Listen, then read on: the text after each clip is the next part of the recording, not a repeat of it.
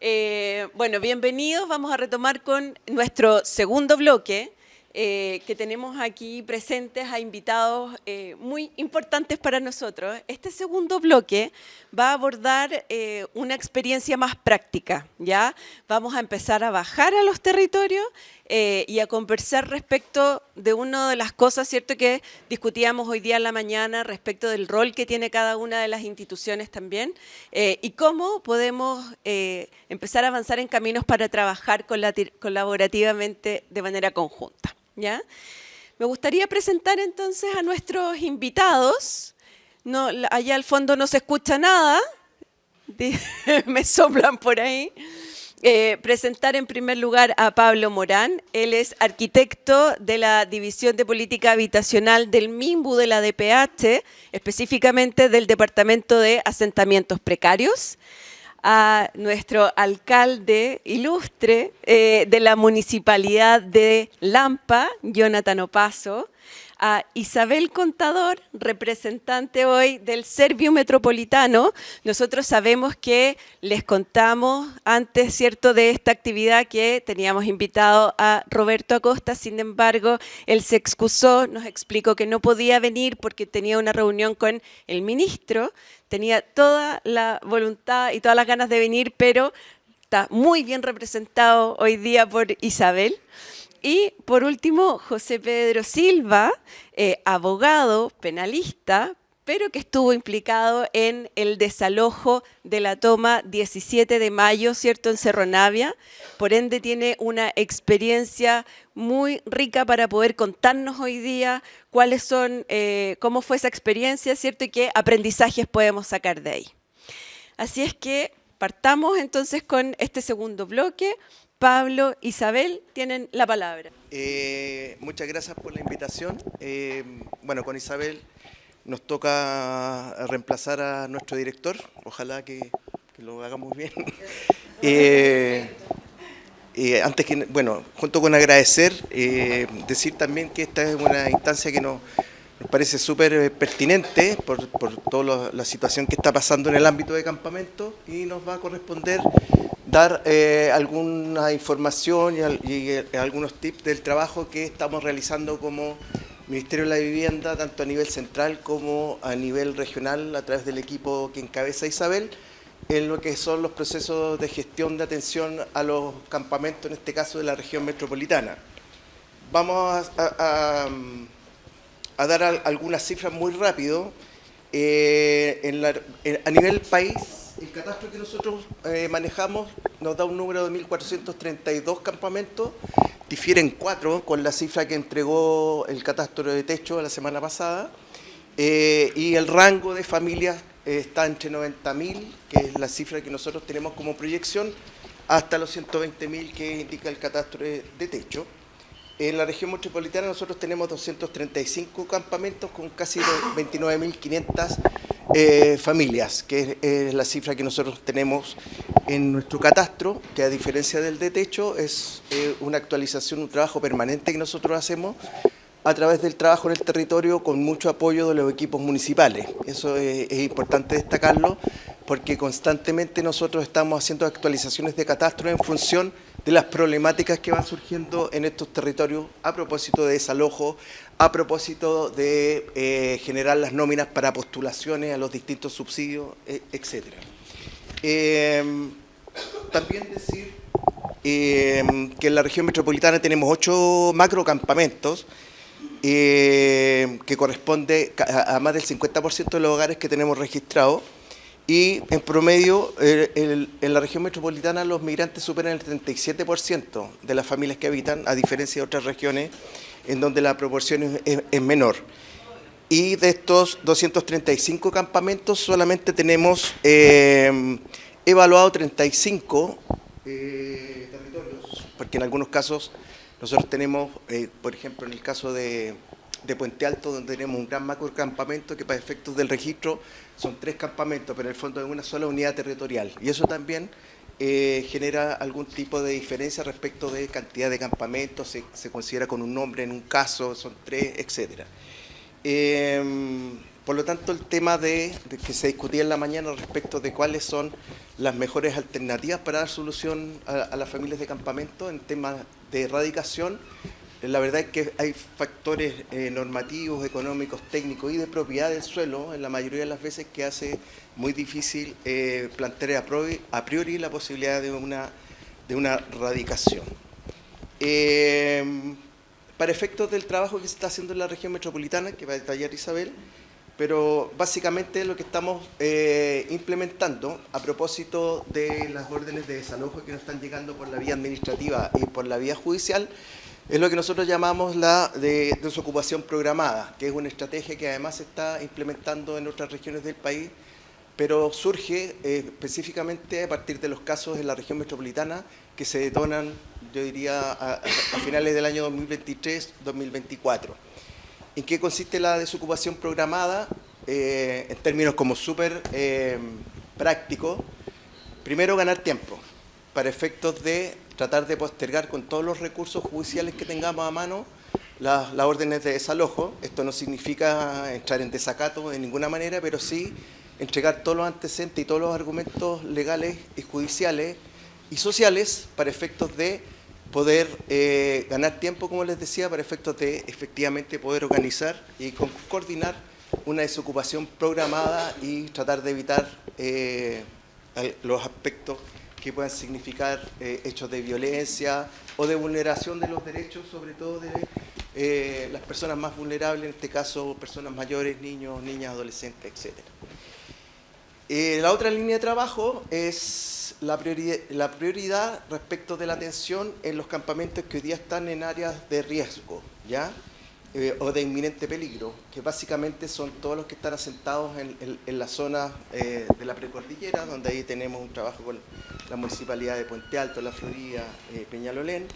En el caso de Lampa también tenemos algunos casos. El Lampa en general está sobre el humedal de Batuco, ahí tenemos una restricción normativa que también en algunos casos nos ha impedido tratar de avanzar en algunos casos que a simple vista uno dice, pero aquí es perfectamente erradicable. No, no es tan así.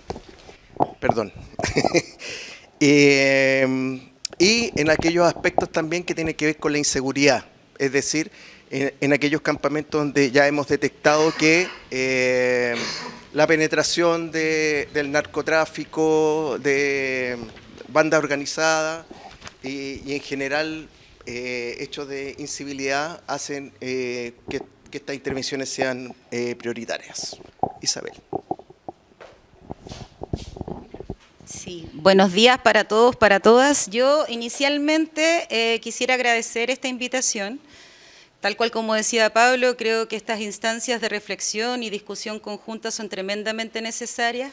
Quisiera partir diciendo que el sector de vivienda no es el único llamado para atender la problemática de asentamientos precarios, ¿sí? Este es un problema multidimensional y que creo que también más bien le es pertinente a todos los servicios del Estado que atienden más bien las complejidades de cada una de las familias al interior de las comunidades. Lo digo ¿por qué? Porque definitivamente hasta hace poco tiempo solo la responsabilidad más bien de liderar la problemática de soluciones habitacionales para campamentos estaba radicada en el sector de vivienda y urbanismo. Sin embargo, excede por mucho a las herramientas que nosotros podamos finalmente implementar en nuestros territorios, ¿sí? Me parece muy relevante y celebro que aquí estén los municipios. Creo que finalmente son aquellos también que tienen la voz de primera fuente de la lectura de los territorios. Así que veo muchas caras conocidas, ¿sí? De mesas de trabajo. Alcalde, por favor, también nos vemos permanentemente. Agradecer también y felicito que hoy día estén los actores privados también. Y lo digo porque finalmente estamos hoy día sometidos y enfrentados a una situación que claramente no es solamente, más bien competencia del Estado, ¿sí? Hoy día nosotros nos vemos enfrentados a acciones de la Corte, ¿sí? Que son finalmente situaciones a las cuales nosotros no podemos más bien sentirnos excluidos ni tomar decisiones desde el Estado. Tal cual como dice Pablo, nosotros hemos ido más bien construyendo caminos, ¿sí?, con los municipios, por supuesto, y con los privados para poder más bien generar estos traslados programados de la manera más armónica posible, porque nunca nos olvidamos de que detrás de eso hay familia, porque nunca nos olvidamos que detrás de eso hay historias, ¿sí? Por lo tanto, creo que eso es más bien el piso mínimo desde el cual nosotros tenemos que hoy día problematizar, digamos, la complejidad de lo que significan los asentamientos precarios. ¿Sí? Eso como primera idea. Nosotros desde el Serviu, contarles además que al interior de Serviu, el equipo de asentamientos precarios cuenta con 12 personas. Y lo quiero decir también, transparentar, porque efectivamente nuestros brazos principales son los municipios para todas las iniciativas, ¿sí?, y acciones que nosotros podemos desarrollar en los territorios. 12 personas, por lo tanto, son aproximadamente una dupla por provincia, ¿sí? Así que también agradecer, por supuesto, la ayuda de los municipios en esta labor, en esta gran labor. Bueno, finalmente, como parte de las líneas de trabajo que nosotros hemos ido implementando, tiene que ver más bien con la consolidación y la erradicación de campamentos que tienen mayor antigüedad en terrenos, que por supuesto sean más bien con categoría y calidad más bien de tenencia del Estado, ¿sí? En este caso, sí, tenemos el campamento de Buceta en la comuna de Estación Central, tenemos Guerrillero de Huechuraba, Cementerio Felipe Camiroaga en Colina. También como parte más bien de las herramientas que hoy día contamos es la activación o la reactivación de lo que era el DC 140. Vivienda progresiva, no sé si se acuerdan. Antiguo, ¿sí? ¿Ya? Caseta sanitaria, ¿sí?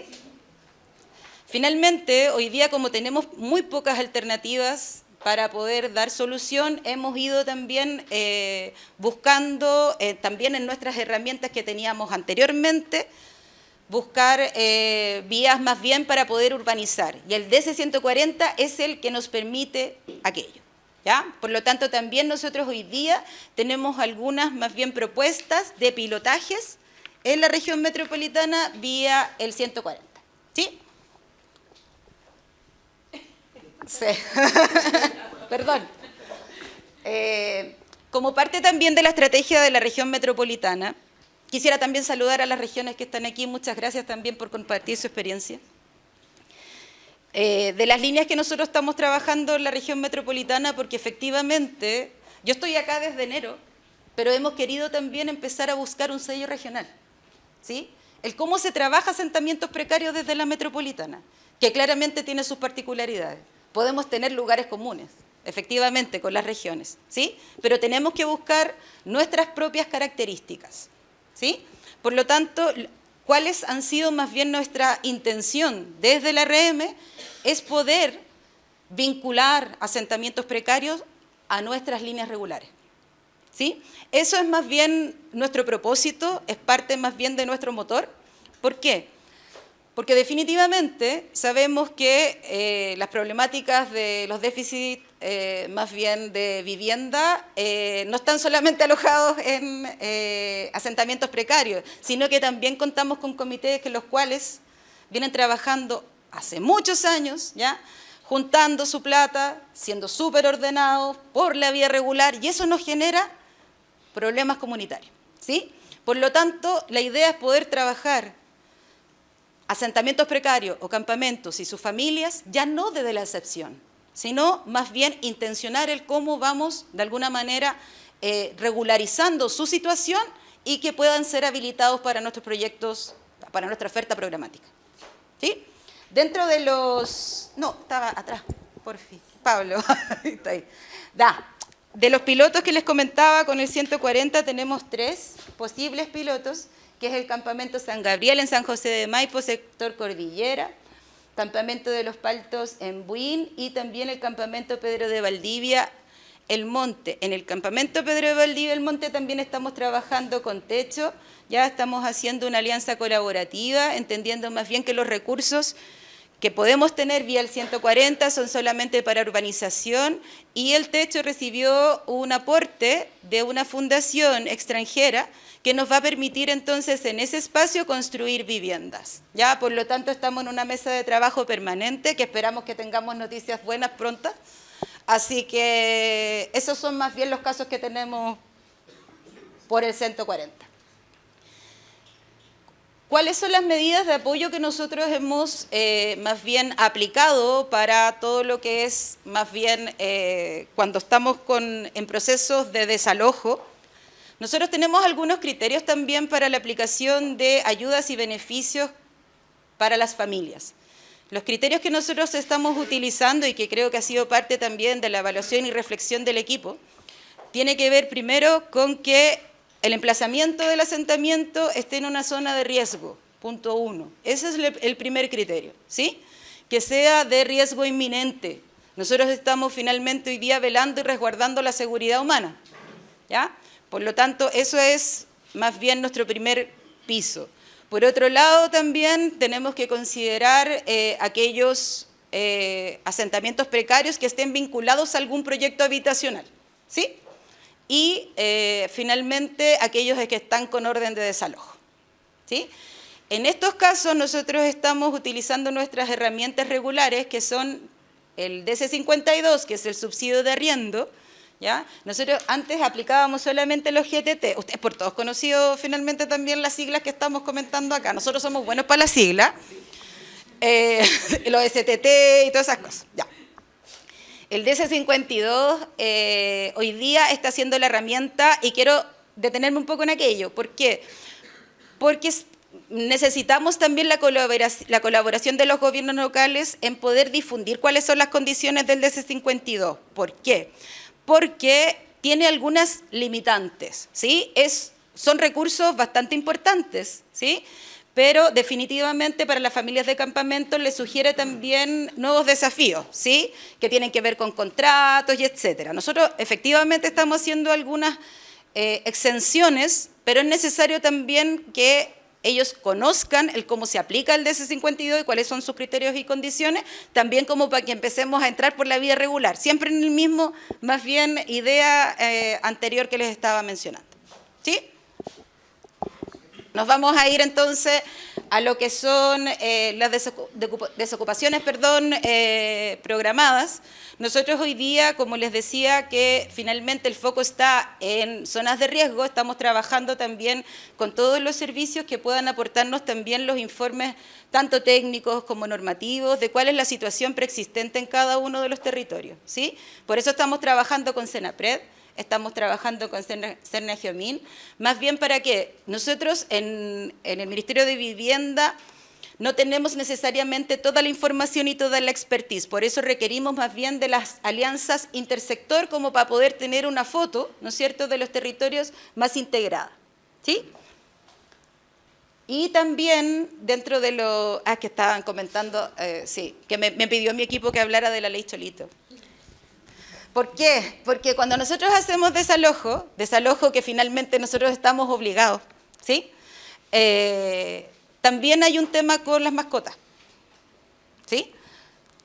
Nosotros siempre, por supuesto, que nuestro primer foco son las familias, pero para muchas familias, los animales y sus mascotas son parte de la familia. Por lo tanto, también tenemos que considerarlo dentro de nuestros catastros. Y por eso estamos trabajando con el SAG. Nosotros catastramos animales. También, ¿sí? Entonces, no es menor, y además porque estamos intencionando, ¿sí?, que al interior de los campamentos y los asentamientos precarios existan más bien procesos o talleres de sensibilización de aquello, ¿ya? Nos hemos encontrado con casos bien duros, ¿sí? En algunos campamentos donde hay vacas, chanchos, caballos en muy malas condiciones, ¿ya? Entonces también es parte de nuestra preocupación. Hemos tenido también la ayuda y la colaboración de los municipios, cuando nos ayudan más bien en nuestras ferias de servicio que estamos implementando, que voy a pasar a ese tema, pero ellos van también con veterinaria móvil, ¿sí? Y con zoonosis. Por lo tanto, también nos van ayudando en cómo podemos ir cuidando más bien esta temática que es súper sensible, ¿sí? Yo. Los apoyos también a propósito del trabajo intersectorial que estamos desarrollando. Nosotros hoy día estamos trabajando con distintos servicios, ¿ya? Hasta el año pasado el Servio más bien veía los temas muy como desde una isla, ¿sí?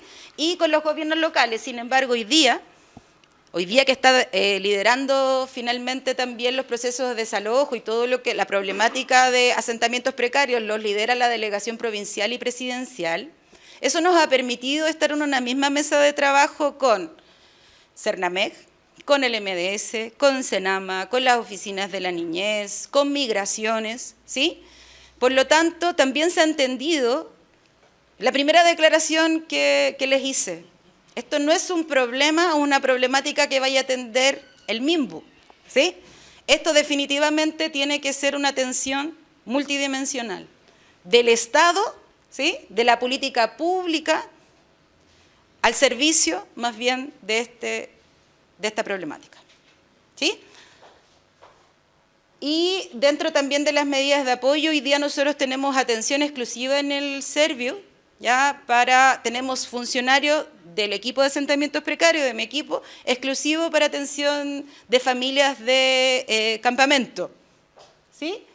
Y, importante, se abrió la oficina de Chacabuco de Servio, así que pueden contar, chiquillas, con una oficina provincial de Servio. La verdad es que nosotros hemos tratado también de descentralizar aquello.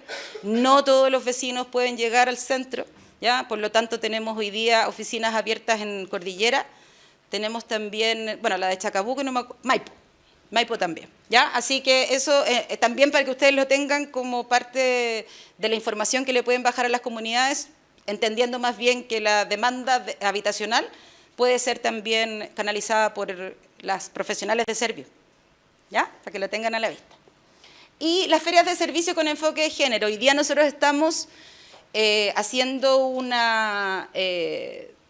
tenemos programado más bien distintas ferias de servicio en los territorios. No estamos llegando al interior de los campamentos y en sectores colindantes. Partimos con el monte y partimos por allá con Piandino. Saludo a la gente de Puente Alto acá que está con nosotros. La idea más bien ahí es poder llevar el Estado, nuevamente la atención del Estado, los servicios del Estado a las familias que están en asentamientos, sobre todo también para regularizar los temas de carnet de identidad. Tenemos una problemática importante, ya lo dijo Pablo, tenemos un porcentaje muy grande de migrantes, por lo tanto también nosotros llevamos el servicio de registro civil, llevamos el Servicio Nacional de Migraciones para ver la calidad en la cual se encuentra cada una de las familias. Estamos con Cernamec, estamos con Prodemu, estamos con los servicios municipales, estamos con la actualización del RCH. Les vamos a mandar la programación, ¿ya? Les vamos a mandar la programación de las próximas ferias de servicios que se vienen. ¿Y por qué dice con enfoque de género? Porque efectivamente tenemos altos casos de mucha violencia intrafamiliar, ¿ya? Hacia las mujeres. Por lo tanto, estamos llevando más bien este tipo de atención para que encuentren más bien orientación las mujeres de cuáles son los caminos más bien para buscar ayuda. Eso. Pablo, tú. Para ir cerrando nuestra intervención, solamente comentarles algunos casos que estamos abordando, pero a mí me interesa poner énfasis en cómo está cambiando al interior del Ministerio, a propósito del caso Convenios, que ustedes también me imagino que están enterados, y cómo nos ha afectado dentro de lo que es el funcionamiento interno. Y en el caso de la región metropolitana, aquí yo pongo 3 casos, que es el caso del guerrillero de Huachuraba, Pedro Valdivia en el Monte, que estamos trabajando con techo, Ribera del Río de Talagante. Básicamente lo que estamos intentando retomar el trabajo que hasta antes del caso Convenio hacíamos con los municipios. El tema de las fundaciones, para recordar solamente, se intensifica porque tuvimos muchas dificultades con algunos municipios respecto de que todo el proceso de traspaso de fondos y rendiciones. La ley no nos permitía seguir traspasando los fondos o haciendo una gestión regular, porque nos topábamos con el hecho de que en algunos casos había muchas dificultades respecto de las rendiciones que mensualmente nos tenían que hacer los municipios, Y por eso a partir del año 2019 empezamos a trabajar con fundaciones con las consecuencias. Lo que estamos tratando de hacer ahora es retomar e intensificar el trabajo que teníamos con los municipios y hacia allá está enfocada la gestión. Es decir, volver a establecer convenios a nivel general, a nivel nacional, entre Ceremi y los municipios para efecto de transferir fondos. Primero, para todos los temas de habitabilidad primaria que los equipos municipales detecten en sus respectivos campamentos, para efectos de transferir oportunamente recursos para hacer todo lo operativo de lo que nosotros llamamos estabilización de los campamentos mientras se define la solución más pertinente, ya sea erradicación o relocalización. Eso es súper importante porque nosotros estamos pidiendo recursos no digamos, dirigidos todavía para el próximo año, por lo tanto el trabajo de hacia qué municipios vamos a transferir esos recursos es el trabajo que tenemos que hacer durante el segundo semestre de este año, ¿ya? Lo segundo, bueno, eso tiene que ver con las obras de habitabilidad primaria, asistencia técnica y social. Nosotros también estamos reforzando la posibilidad de transferir recursos para contratación de profesionales para ejecutar actividades específicas para campamentos en los equipos municipales. Y ahí estamos trabajando en un convenio con los municipios de la provincia de Chacabuco, Lampa, Colina, Tiltil, para efectos de poder reforzar y mejorar, y más que mejorar, potenciar el excelente trabajo que están haciendo, pero obviamente necesitamos profesionales para hacer aquel trabajo específico que tengan que ver con acelerar las soluciones a los campamentos, en este caso en la provincia de Chacabuco y en la provincia de Cordillera. Un tema específico que tiene que ver con un macrocampamento es el caso del sistema de casas viejas que le llamamos nosotros, que para nosotros el campamento, el megacampamento Millantú, que en el fondo, desde el punto de vista del catastro, son 7 campamentos, por lo tanto son 7 agrupaciones de dirigencia, es un tema bastante complejo, familias constituidas en comités de vivienda, en cooperativas, en otros sectores no hay organización. Aquí se ve plano, pero esto es un territorio bastante complejo, hay todo un campamento que está metido en la caja del río. Entonces, por lo tanto, dentro de un territorio donde la gente dice, oye, pero todos habitamos el mismo lugar, desde el punto de vista de la gestión son complejidades distintas y por lo tanto son estrategias distintas. Esa es la complejidad que ocurre en muchos campamentos del país, para qué decir en la zona Alto Hospicio, Antofagasta, donde ahí tenemos los megacampamentos de 10.000 familias, en el caso de Alto Hospicio, en que es imposible interlocutar, no sé, con muchas organizaciones dirigenciales. Y por lo tanto, en este caso con el municipio de Puente Alto estamos también estableciendo estrategias que tienen que ver también con reforzar el apoyo a la municipalidad y sobre todo tratando de buscar soluciones pertinentes a las características territoriales de cada sector de este macro campamento.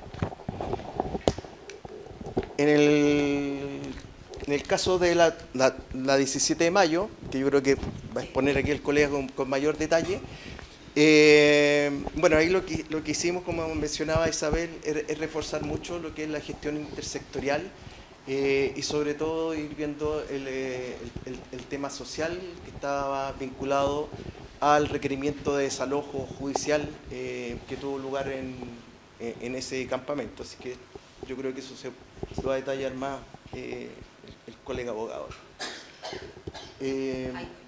Isabel.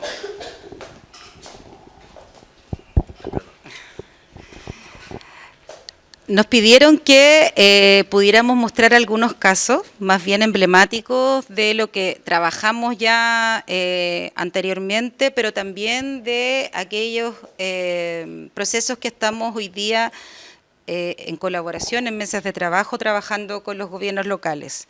Yo aquí quisiera salirme un poco del libreto y quisiera pedirle al alcalde de Lampa, porque nosotros trajimos como parte más bien de uno de los casos, es el caso de Jerusalén, Batuco, y quisiera escucharlo a él también porque la mirada de los gobiernos locales finalmente es la más sensible, la más fina, la más ajustada finalmente a la lectura territorial, y eso, quisiera que nos colaborara con aquello y vamos ahí complementando en caso que se requiera. Alcalde. Eso.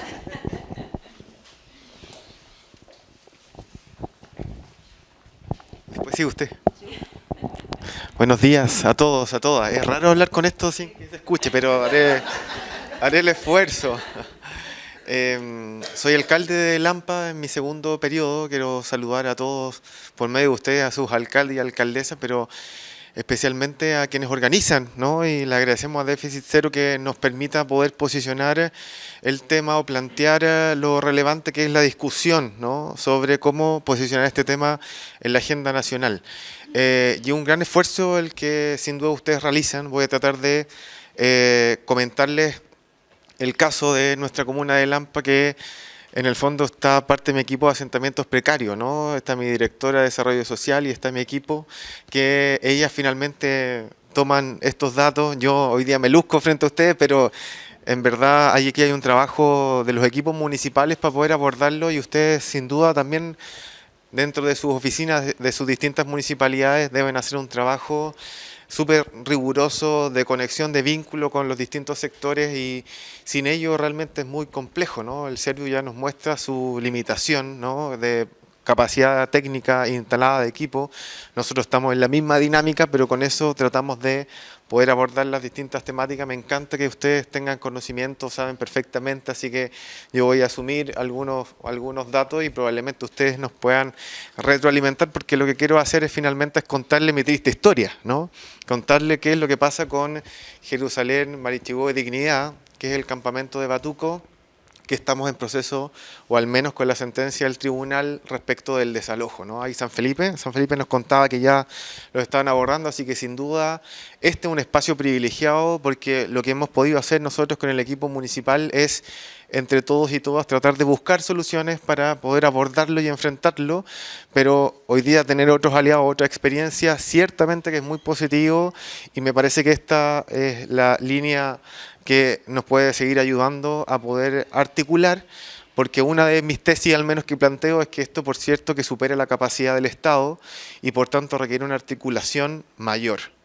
Requiere que al menos entre municipios podamos entonces armar y juntar cabezas que van a pensar mucho más que una sola, y entre los actores privados, las fundaciones o corporaciones y quien quiera colaborar, porque claramente este tema supera la capacidad que podamos tener. Entonces, traía un KMZ para mostrarle un poquito mi comuna. Me tocó asumir en el 2021. Yo soy un alcalde independiente, no cachaba mucho de cómo funcionaba la institución pública, tuve que aprender ahí en el camino a tropezones, y el primer momento que me toca enfrentar es como el intento de toma de un terreno, ¿no? Domingo, yo tratando de sobrevivir en mi casa, y me llaman para decirme se están tomando el terreno, y no saber qué hacer con eso.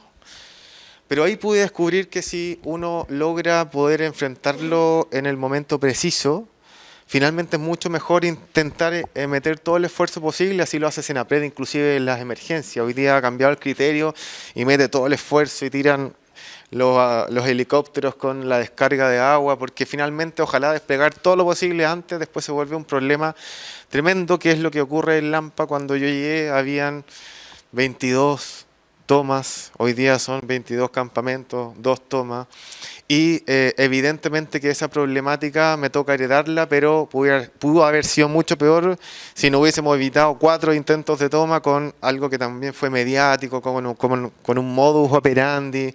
En la noche llegaban y cachaban el terreno, entonces lo dividían, lo estaba marcado con cal en el suelo, llegaban en una micro todos juntos, y ahí salían todos a sobrevivir 12 horas, pasan la fragancia y se quedan instalados, ¿no?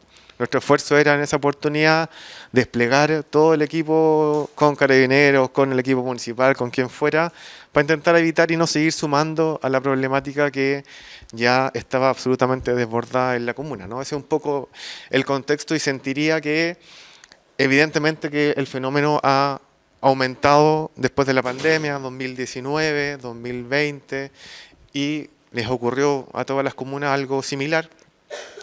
Por tanto, tratar de evitarlo hoy día está un poco más establecido, pero dentro de esos mismos lugares siguen incrementándose, ¿no? O sea, ustedes ya lo saben que van aumentando y siguen recibiendo más personas y va aumentando el fenómeno. Yo les quería mostrar en el fondo la comuna de Lampa son 452 kilómetros cuadrados de comuna. Las que son rurales entienden que nuestros territorios son mucho más grandes que las que son más urbanas y por tanto desplegar toda la capacidad municipal es muy compleja respecto del territorio, ¿no? Entonces no se ve tan bien, pero voy a intentar decirles, ¿no?, de que Lampa Centro, que es la macrozona principal más importante, tenemos la localidad, sí, exacto, y ahí ya yo les marqué como el KMZ de los sectores de los 22 asentamientos precarios que tenemos en la comuna, distintas realidades todas, o sea, cada una de ellas puede ser una tesis, ver sus características, el choque cultural que generan con el entorno, cómo resuelven el tema de basura, cómo resuelven el tema de agua, algunas más ordenadas que otras.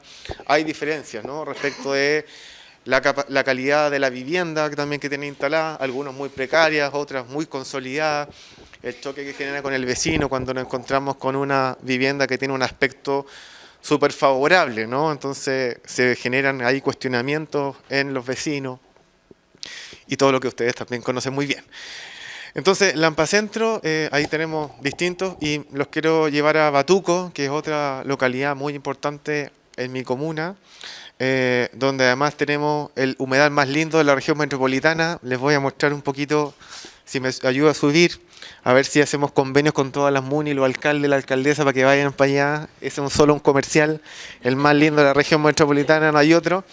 Y al lado del humedal más lindo de la región metropolitana, entonces tenemos el campamento de Batuco, Dignidad, Jerusalén y Marichihue. Son tres sectores, ¿no?, que ellos se han ido conformando, consolidando, funcionan de forma en comunidad, ¿no?, y ellos han ido buscando también alternativas, ¿no?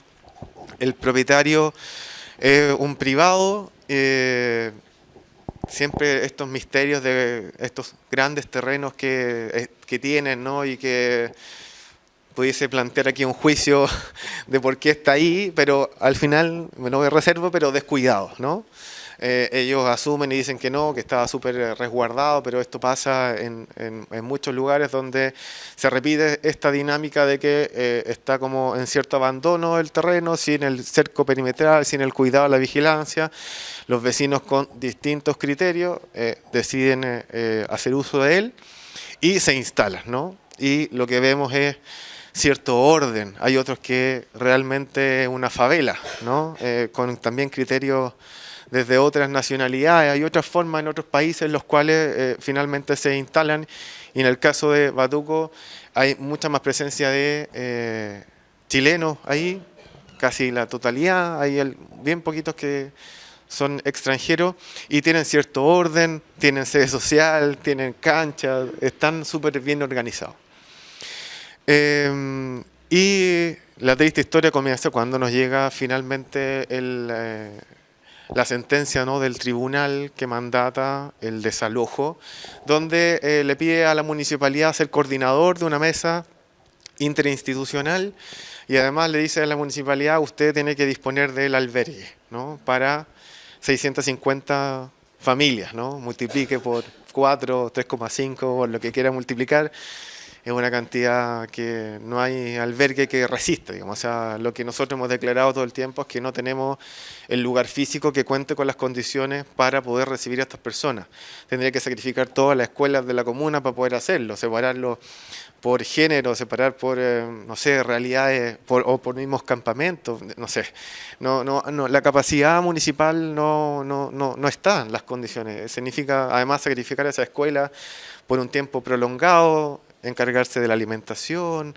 Uno tampoco puede asumir lo que pueda pasar en las realidades familiares, ¿no? Entonces es muy complejo. Nosotros siempre hemos declarado que no tenemos la capacidad de poder disponer un albergue.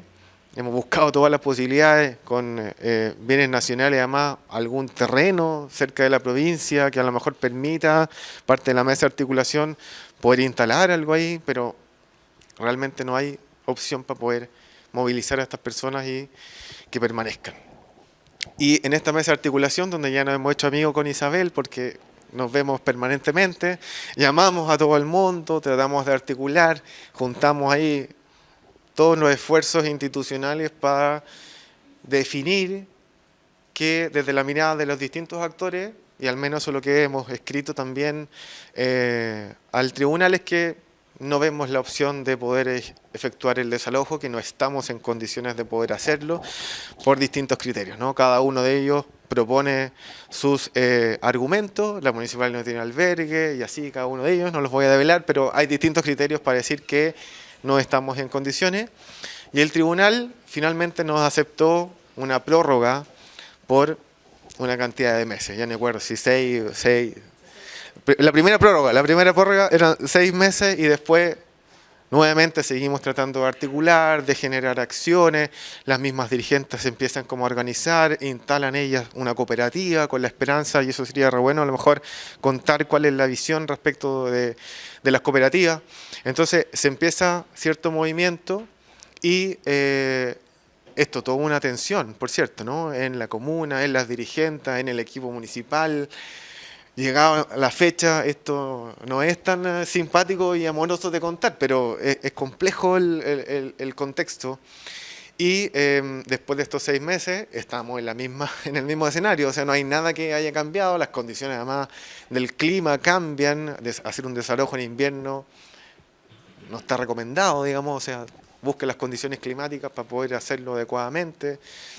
Entonces llegamos al punto crítico de que el 15 de abril o una fecha de abril era ya el tiempo límite, ¿no? Y eso es lo que creo que a lo mejor sería interesante de también escucharles cuando se abran las palabras de cuáles creen también ustedes puedan ser las posibles soluciones, ¿no? Como a modo de ejercicio. Les traigo el caso para que planteemos. Además está abierto. Nosotros hemos hecho unas articulaciones. El MIMBU, la Seremi MIMBU finalmente nos permitió generar ciertas reuniones entre actores privados, entre las cooperativas, entre los representantes del dueño del terreno para generar alguna instancia de conversación, y ahí estamos. Ahí está la historia, ¿no? Porque hemos podido prever, si les muestro el terreno, acá están los 3 lugares, esta es otra aledaña que no está involucrada dentro del desalojo, sino que esta es de acá, y acá lo que vemos es que dentro están los 3, que no está, pero lo interesante del terreno es que tenemos la línea de Metrotren que va a llegar a la comuna de Lampa con 3 estaciones. El Estado ha dicho que además vamos a ir a Valparaíso en 2030, así que de Batuco vamos a poder ir a Valpo, de Valpo vamos a poder llegar más rápido. Estos 3 campamentos además tienen un terreno que tiene cierta área de resguardo, ¿no? Este Metrotren tiene una franja de resguardo y además tenemos la proyección de una carretera que está aledaña a Metrotren, entonces también tiene una siguiente área de resguardo. Pero además acá existe una división en el terreno que es el área urbana de la rural, que me imagino que en cada uno de los terrenos que cada uno de ustedes pueda tener tiene ciertas restricciones respecto del urbanismo. Entonces además está separado con lo urbano versus lo rural. ISAM 4, ¿no? Hay características de uso de suelo, además con cierta inundación. Batuco al lado del humedal tiene un suelo muy arcilloso, ni una posibilidad de poder, técnicamente es muy complejo poder abordarlo, entonces lo que está claro es que solamente este sector el que podría estar a disposición de poder radicar, como hemos hablado.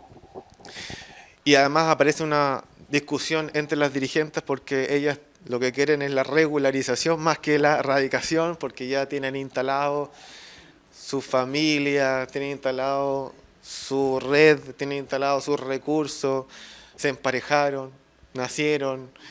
O sea, hay una dinámica ahí que tampoco quieren dejar, ¿no?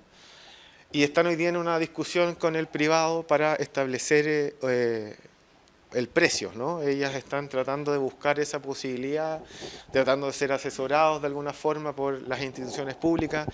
Además, nosotros tenemos que estar en cierta parte alejados de esta discusión, lo hemos sido súper claros con la Seremi, a las dirigentes y al privado, que al final nosotros no podemos formar parte de esa discusión. Hemos definido la cosa, que es lo que vamos a intentar valorizar, y además que ellos puedan establecer ciertos criterios y están en esa conversación, ¿no? El óptimo es que, y nos dieron 60 días más, ya se había acabado en abril, y la Corte nos dio 60 días más a propósito de que el privado dijo, estamos en una conversación con las dirigentes para poder llegar a cierto acuerdo. La conversación no sé cómo va. En verdad sí sé cómo va, pero no lo puedo decir. Y estamos a la espera, ¿no? ¿Qué es lo que va a ocurrir en un desalojo, ¿no? Y esa es finalmente la discusión. Y al menos les quiero plantear algunas ideas. La primera de ellas es que aquí existen derechos fundamentales que se topan, ¿no? Y lo manifiesta al menos la situación de desalojo. ¿Qué prima? Prima el derecho privado, prima el acceso a la vivienda, prima el bienestar físico y psicológico. ¿Dónde están los derechos de los niños y niñas que están dentro de este sector? ¿Cómo vamos a efectuar el desalojo? ¿Cuáles son los criterios para desalojar? ¿Qué es lo que ocurre con las personas en situación de discapacidad? Hay algunos que son electrodependientes, están viviendo dentro del campamento. Entonces, ¿qué es lo que prima, ¿no? Cada uno tendrá su posicionamiento súper respetable, pero a mí me parece que al menos Dignidad Marichihue y Dignidad nos colocan el tema aquí de frente, ¿no? ¿Qué es lo que prima? ¿Qué es lo que hace que el tribunal sentencie? ¿En base a qué criterio, ¿no? Es otro poder del Estado, tenemos que hacer caso, estamos todos tratando de abordar el desalojo, pero al menos una primera discusión. Lo segundo que les quería contar era la acción de lo público y lo privado, se los decía al inicio, aquí no hay ni una posibilidad de que podamos hacerlo solo, ¿no? Ni MIMBU, ni la MUNI, ni la delegación, no hay ni una posibilidad de que podamos enfrentar esto solo, y por eso es que la posibilidad que nos entrega Déficit Cero y el mundo académico además, Diego que era de la Católica, nos permite, techo, ¿no? Nos permite, al menos los municipios que estamos, y ustedes lo viven, en la lucha diaria, todo el día tratando de resolver la emergencia, que alguien de alguna forma nos ayude a pensar el problema, por cierto que nos favorece para que entonces podamos tomar acciones, y por eso es que la articulación pública-privada es relevante, o de todos los actores que quieran, para poder abordarlo. Y lo último es respecto de las cooperativas, que también se los mencionaba, ahí yo tal vez devuelvo la palabra, que pareciera ser que es una posibilidad en el que podamos plantear alguna salida, ¿no? Algún camino. Desde el AMPA, lo que nosotros creemos es la búsqueda de la dignidad de las personas. Tuvieron distintos criterios para poder enfrentar una decisión de usar un terreno, pero claramente aquí hay un problema humanitario que supera nuestra capacidad, ¿no? Al menos en la visión nuestra, esto tiene varios matices más, cómo se enfrenta la comunidad, el costo político que también tiene esto de alguna forma, alguien lo va a tener que asumir, pero lo que más me preocupa es que el desalojo tampoco responde a una solución. Lo que hacemos es trasladar el problema a otro lugar. ¿Qué va a pasar? Lo que vamos a ir a hacer es desarmar las casas. Porque no sé si tenemos tampoco capacidad de estar atentos a ese terreno permanentemente. El privado va a poder construir entonces el cerco perimetral de no sé cuántos kilómetros en una poca cantidad de tiempo para que en el fondo se pueda evitar. ¿Dónde se van a mover esas familias? Si son los hijos de los vecinos de Batuco que están viviendo en ese entorno, ¿no? Entonces, finalmente, al menos de mi perspectiva, el desalojo, por cierto, no resuelve el problema definitivo, y creo que eso es lo más interesante de esta conversación, ¿no? ¿Cómo hacemos para entonces encontrar esa solución definitiva? Hay experiencia, hay equipo, a mí me parece que de acá puede surgir algo muy positivo. Gracias por la invitación, al menos lo que puedo aportar, y devuelvo la palabra a Isabel. Muchas gracias, alcalde. Dentro de los otros casos emblemáticos, y ahí después le voy a pedir a Pablo que pudiera quizás profundizar un poco más en el tema de las cooperativas, o quizás también podríamos hacer algún tipo de instancia específica que pudiéramos invitar a los equipos de cooperativa del MIMBU. Interesante, porque hoy día está siendo un modelo y una figura que podría más bien ser tendiente a buscar una solución, una otra solución, ¿sí? Dentro de los otros casos emblemáticos tenemos el caso de Piandino. Sabemos que finalmente dentro de la provincia de la región metropolitana tenemos la provincia de Chacabuco y tenemos la provincia de Cordillera, que finalmente son aquellos territorios que tienen mayor volumen de asentamientos y de gran envergadura. Hoy día estamos también trabajando con la Municipalidad de Puente Alto, a quien saludo nuevamente, y quisiera pedirles si ustedes pudieran contar también el trabajo, porque me parece importante, no solamente de que seamos autorreferentes desde el Servio, sino que escucharlos a ustedes. Por favor, Sebastián, Damaris. Acá. Porfa. Por favor. Tenemos poco tiempo, chiquillos, pero... Ya. ¿Esto sirve, no? ¿No? Ah, pero es para allá. Ya. No, bueno, el campamento Piandino es un complejo de campamentos, porque son 3 comités distintos. Que está el Comité de Nueva Cordillera, Comité de los Pinos de Cordillera y Comité de Cerro La Ballena. Ya, son todos comités de allegado. Son alrededor de entre 250 y 270 familias, más o menos. Estamos hablando de un margen de entre 800 y 850 personas. Este es justamente uno de los pocos casos de Puente Alto que sí contempla el margen de fecha que hablamos en el módulo anterior, que se hace el 20 de enero del 2020, o sea, posterior a la revuelta popular, y en ese sentido es que son principalmente gente joven en un principio, ya gente de la misma población aledaña al terreno que queda como al final de un terminal de buses ahí en Eduardo Cordero, ahí justo en el Cerro La Ballena, digamos, en la bajada del Cerro La Ballena. En ese sentido son principalmente pobladores jóvenes en un inicio, que vienen con esta idea de la idea de la revuelta en un principio, después eso va a ir cambiando con el tiempo, que parte mucho con la demanda de la lucha de la vivienda digna. Después, obviamente, se convierte en lo que se convierte en la mayoría de los campamentos, que empieza como a burocratizar o a ver ciertos espacios o ciertos también, digamos, desviaciones también de la lucha de la vivienda digna. O sea, la venta de terreno, una realidad en casi todos los campamentos de Chile, creo yo. Y tampoco podemos romantizarlo en ese sentido, tenemos que también tener una postura crítica al respecto.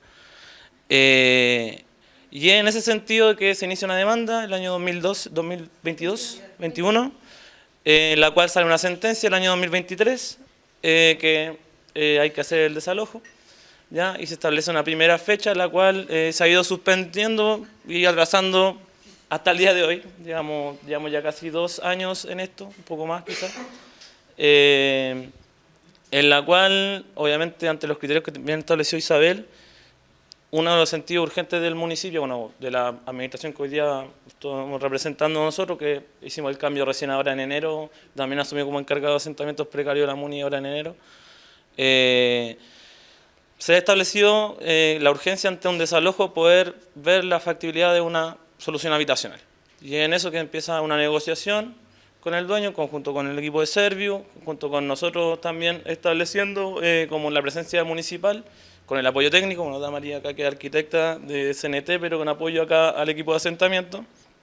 Y eso deriva hoy día en un convenio establecido entre Servio Municipalidad, que es la parte que nos toca a nosotros como municipio, en la cual es un caso que lo que más podríamos resaltar, que es un caso un poco inédito, podríamos decir, en la cual pobladores, municipios y Servio comprometen recursos para la compra del terreno, no para la postulación al proyecto. Porque a nosotros no nos interesa, más allá de cuando sea el proyecto habitacional, que obviamente también es importante, hoy ya lo que nos interesa es bajar la orden de desalojo. Y en ese sentido que también ha sido inédito en el sentido de también la prepotencia del dueño, podríamos decirlo de alguna manera, que son de los dueños de Puente Alto, tiene nombres con su calle, ¿cachai? Es un proyecto donde se está pidiendo un pie para la compra del terreno, algo pocas veces se ha visto, que se está viendo no un monto menor, el 25% del valor total del terreno.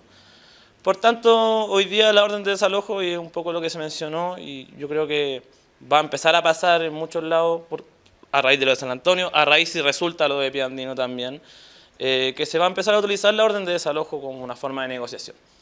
Y también yo creo que nosotros como institucional pública, municipio, Servio, también tenemos muchas cosas que decir al respecto. O sea, es fácil negociar cuando estáis coaccionando a los pobladores y pobladoras, cuando tenéis a la gente protestándote por un riesgo de un desalojo.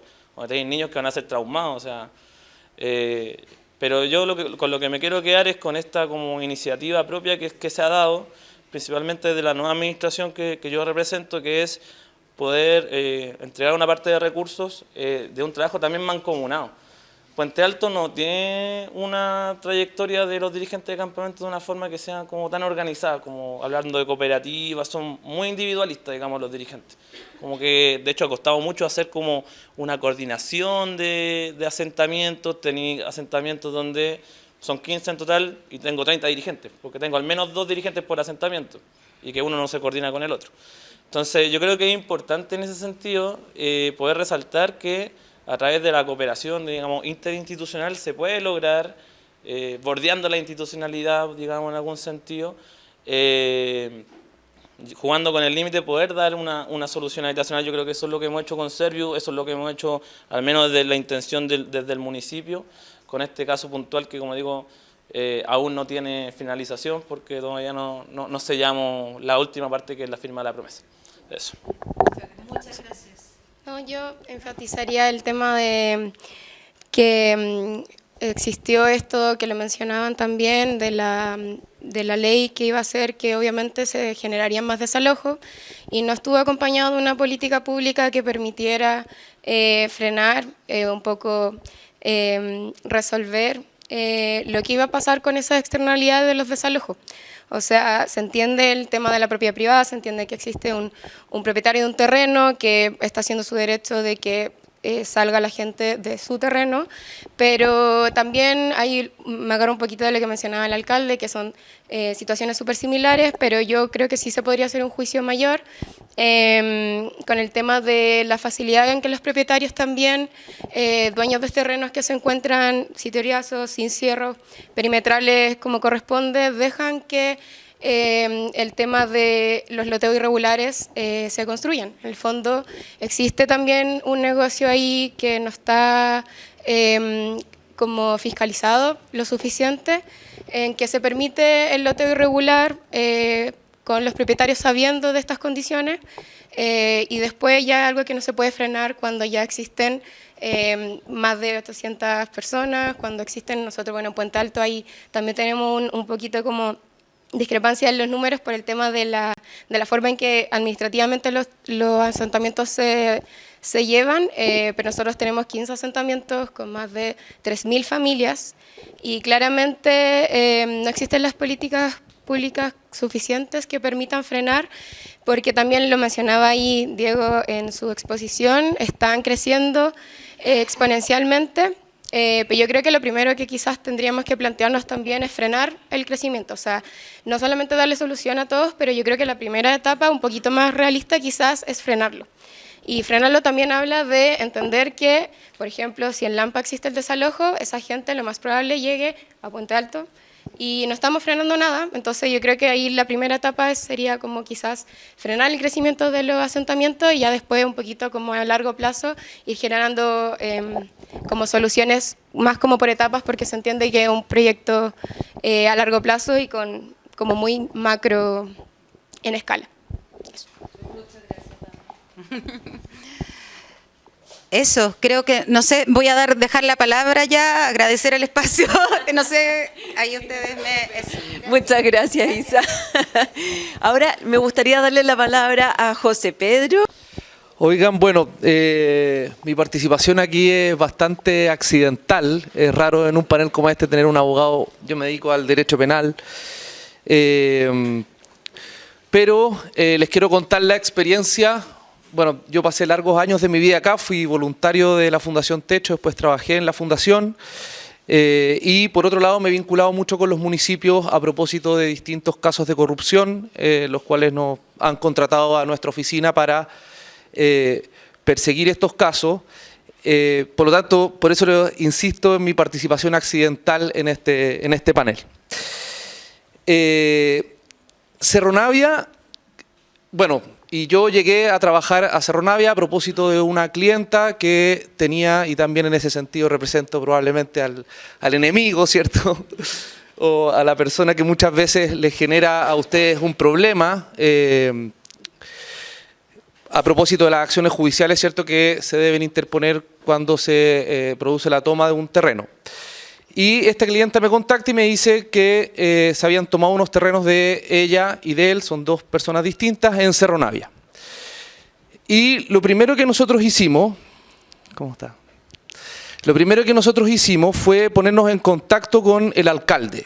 Y yo diría que en estos dos procesos que les voy a comentar hoy día, que es la toma 17 de mayo y el campamento Violeta Parra, ambos casos, en mi opinión, bastante exitosos de cómo se desarrollaron, tuvieron la participación activa y el liderazgo del alcalde Tamayo, en este caso, y sus equipos municipales.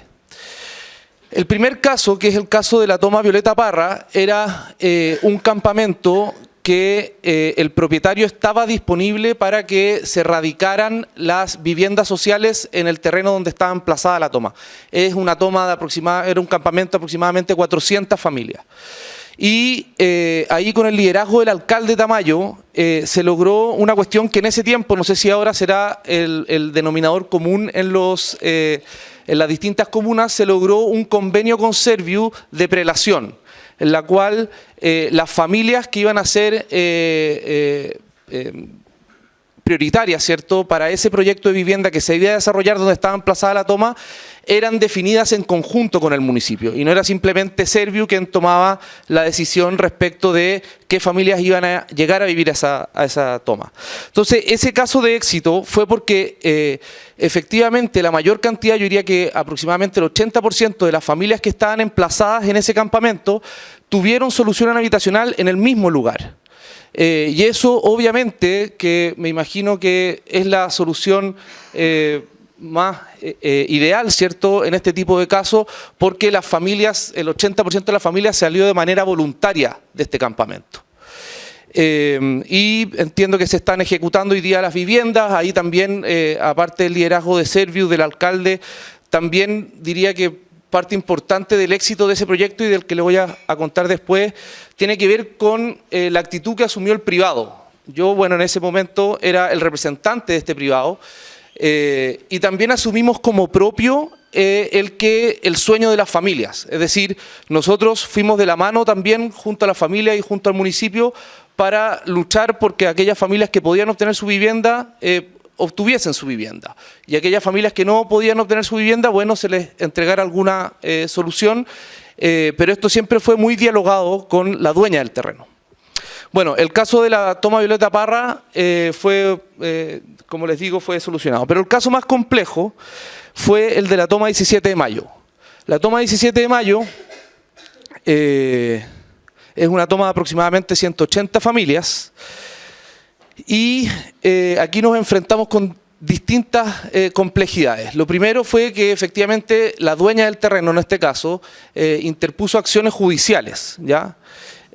Primeramente se intentó la vía penal, pero la vía penal tiene diversas complejidades que hacen que uno tenga que tener identificadas a todas las personas que se han tomado este terreno para poder sacarlas del lugar. Entonces, bueno, tenía diversas complejidades. Pero ahí también hicimos coordinaciones bastante creativas con, por ejemplo, el fiscal de la causa para pedir medidas de protección y poder inhabilitar aquellas partes del terreno que nosotros sabíamos que se estaban vendiendo al interior del mismo. Y eso lo hicimos en conjunto con el fiscal que tenía la causa y bueno, esa causa terminó sin mayores resultados por lo que ya les señalaba. En segundo lugar, se interpuso un recurso de protección. Y ese recurso de protección ya había cambiado el criterio de la Corte Suprema, por lo tanto, en ese tiempo había salido recién el primer fallo de la Suprema y entonces la dueña del terreno decide interponer este recurso de protección.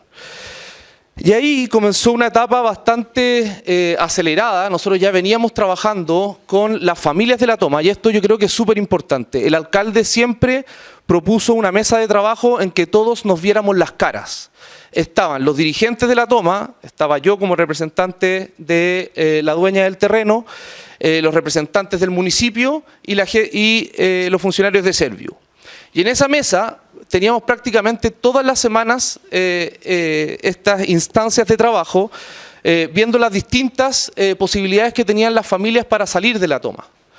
Y ahí claramente habían temas que no eran de mi competencia, pero sí era importante para el municipio y para Serviu que estuviese presente el representante del propietario del terreno, porque probablemente se iban a tener que tomar decisiones judiciales, por ejemplo, para retrasar el desalojo de la toma, y que tenía que estar presente ahí quien tenía el poder de decisión. Y entonces avanzamos en este diagnóstico y yo diría que hay un primer diagnóstico que fue muy importante, más allá del catastro que hacía Serviu respecto a la familia. También hubo un diagnóstico colateral, por decirlo así, respecto de aquellas familias que en realidad estaban involucrados en un negocio ilícito. Y eso tú también lo decías, en el sentido de que había un sector de la toma que se dedicaba a la venta de estos terrenos. Y esas familias eran probablemente las que muchas veces trancaban la pelota de aquellas familias que efectivamente estaban buscando una salida digna del lugar donde estaban. Entonces se produjo esta suerte de dos bandos al interior de la toma respecto a aquellas familias que querían salir, y a ellos Serviu les ofreció una salida de subsidio de arriendo, siempre considerando los plazos que había dado la Corte Suprema para desalojar el campamento, el subsidio de arriendo, y aquellas otras familias simplemente se les notificó con la suficiente antelación que se iba a producir este desalojo. Nosotros además anteriormente habíamos pedido nosotros como propietarios del terreno reuniones con el Ministerio de Vivienda para que se incorporara a la toma 17 de mayo en el catastro de campamento. O sea, también nosotros en eso, y a esas reuniones íbamos nuevamente con los pobladores y con la gente del municipio, y fue incorporado finalmente esta toma al catastro de campamento, y por eso se le pudieron dar ciertas soluciones de emergencia a esta toma. Nosotros notificamos a las personas que iban a ser desalojadas aproximadamente con un mes y medio más o menos de anticipación, y pusimos a disposición del municipio todos los recursos logísticos que fuese necesario para aquellas familias que querían salir antes de la toma. Entonces, en esta misma mesa de trabajo, ustedes comprenderán también que yo tenía la atención de que yo era el que me sentaba con las familias del campamento, y por otro lado la dueña me decía, oye, ¿qué pasa con el tema? O sea, me piden plata y, bueno, todo lo que implica, ¿cierto?, esa tensión entre el privado y las personas que habitaban este campamento.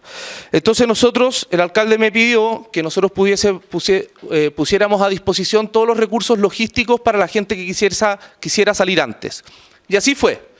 Las familias que quisieron salir antes de que ya fueron notificadas, ya tenían el subsidio de arriendo, eso también fue un compromiso que lo hicieron desde Serviu.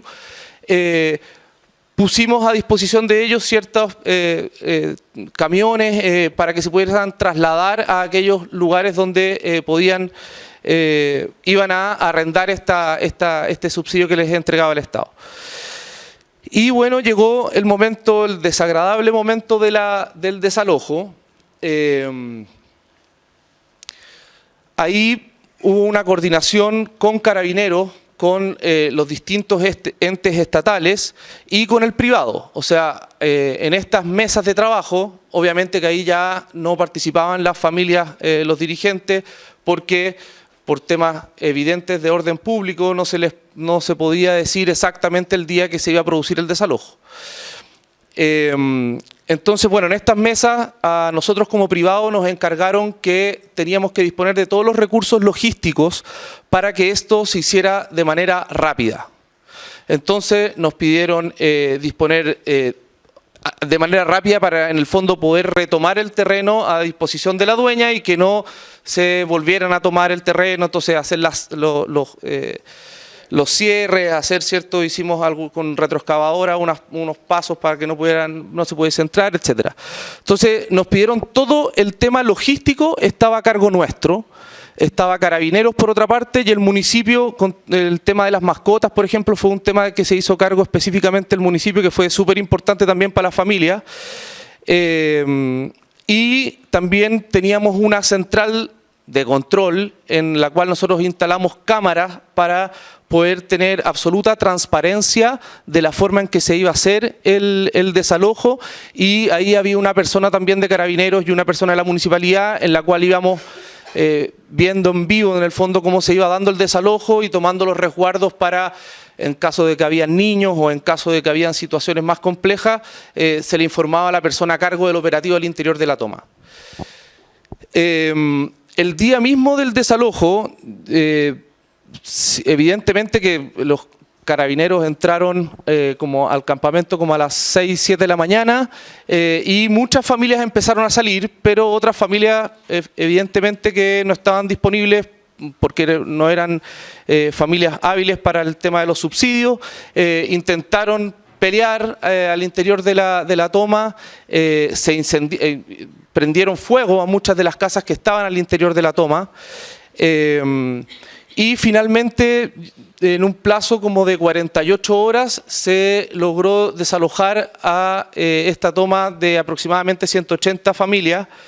Yo diría que no fue tan complejo en el momento mismo, porque efectivamente se habían dado todos los avisos necesarios para que la gente pudiese salir con la suficiente anticipación, y el grupo que quedaba el día mismo del desalojo era un grupo, debe haber sido como un 30% más o menos del total de la toma. Pero insisto en que el alcalde y los recursos logísticos que nosotros pusimos, habilitamos albergues para que las personas que estaban consiguiéndose todavía el tema del arriendo pudieran vivir esos días en estos albergues, habilitados también por el municipio. Y yo diría que la virtud que tuvo este proceso fue, como les digo, en que estaban los dirigentes sociales, estaba el alcalde, estaba el privado. Yo tenía relación personal con muchos de los dirigentes que ahí estaban, y nos llamaban para que los apoyáramos con ciertos temas logísticos, como les decía. Y finalmente se terminó erradicando este campamento. También ahí está el problema de que se prioriza, que era el reclamo que hacían otros comités de la comuna, que se priorizaba, ¿cierto?, a estas personas que habían recientemente, en una toma un campamento que llevaba 2 años, 2 o 3 años, por lo tanto se priorizaba a estas familias por sobre comités que llevaban mucho tiempo, y esa también es una tensión dentro de esta prelación de familias que tenía el municipio de Cerro Navia, pero yo insisto en que aquí el liderazgo que tuvo el alcalde Tamayo para que esto pudiese funcionar con una solución para las familias. Yo creo que eso también es parte del sello de los 2 casos de éxito de Cerro Navia, que no fue simplemente un desalojo en que el Estado cerró los ojos y se mandó a Carabineros a desalojar un campamento, sino que se le otorgó solución a todas las familias que eran hábiles de esos campamentos. Así que ese es el caso de Cerro Navia. No es tan grato contar una experiencia de desalojo, evidentemente, pero sí me interesaba el que se pudiese rescatar esta idea de que el liderazgo de un alcalde y de trabajar con los gobiernos locales es fundamental para poder erradicar tantos campamentos que todavía quedan en la región metropolitana. No sé si tienen alguna duda, comentario o... ¿No? Yo creo que sí, hay muchas preguntas, dudas, comentarios y todo. Pero primero que todo me gustaría un aplauso para todos nuestros invitados, que en verdad... 1.000.000 de gracias por participar, por quedarse hasta esta hora también. De todas maneras, me gustaría pasarles el micrófono. Ya habló Puente Alto, siempre escuchamos la experiencia de Lampa. Por acá, Peñalolén. Buenas tardes a todos. Y yo me quedé con esto que nos mostraba Diego en la mañana de las curvas que se van produciendo y cómo... en qué momento van aflorando la mayor cantidad de asentamientos de este tipo.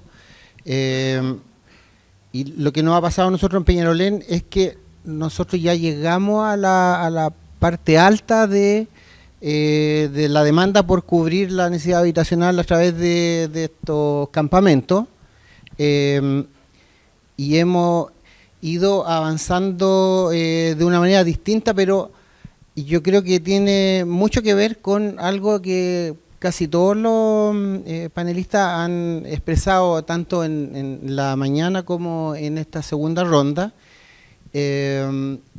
porque fórmulas mágicas no hay.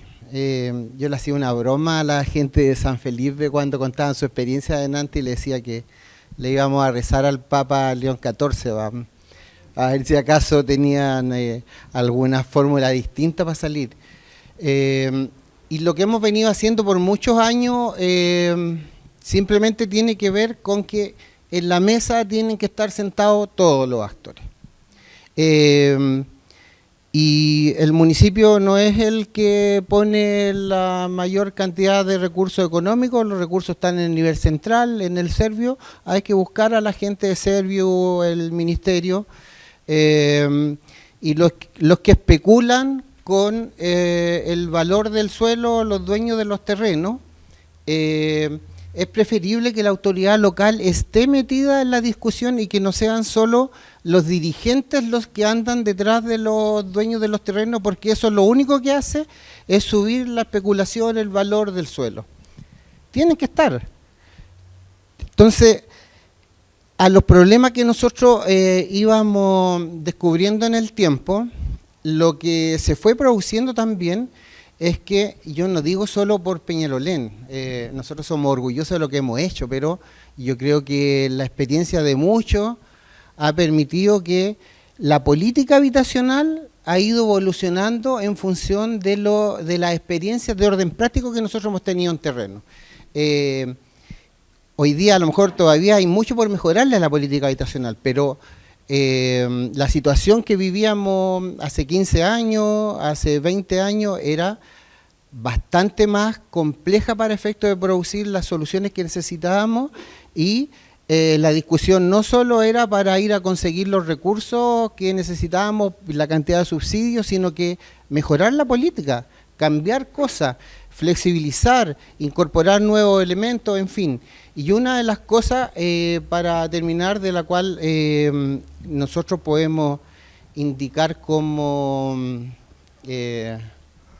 un elemento interesante para efecto de poder desarrollar en el nivel local, es que ojalá tener en mesas de carácter local sentado a la mayor cantidad de actores que estén involucrados en la búsqueda de soluciones habitacionales para su gente. Ojalá que la mayoría de los dirigentes estén sentados y nosotros creamos las mesas de vivienda, y hay algunas que están establecidas por plazo, los que empezaron en el año 2016, y después los que estuvieron en el 2019, y ahora tenemos la de los 2021 en adelante, en fin, de tal forma de ir teniendo también elementos que te ayuden a poder resolver también en términos de plazo la demanda de la comunidad, y que no solo sea que